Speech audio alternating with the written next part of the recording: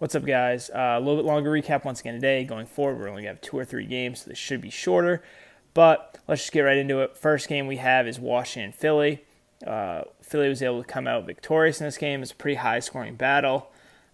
Defensively, I thought Washington played fairly well. I think their strategy going in was to not allow Embiid to beat them, and they held him in check somewhat. I mean, he had 30 points, but it's going to be hard to completely just stop Embiid, especially with the personnel that they do have.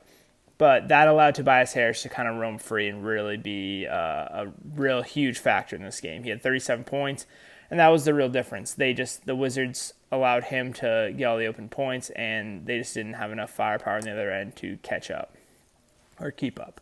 Next, we had Suns and Lakers. This was a real defensive battle, but Devin Booker was absolutely incredible. He was the best player on the court, and that included a court that he shared with LeBron James and Anthony Davis, who a lot of people consider at least top 10 players in the league, if not top 5. AD really struggled this game. He actually got outplayed by opposing big man DeAndre Ayton, who's a second-year guy, making his first playoff appearance. And DeAndre Ayton was simply fantastic. If he can continue this level of series and continue to beat up on Andre Drummond and be effective against Anthony Davis, then this could be a really long series for the Lakers. It could be a series the Suns wound up winning. After that, we had the Knicks and the Hawks. I said that I thought this was going to be a series where the Knicks were in control of pace. And they did a decent job of that. It was 107-105, so not a super high-scoring game.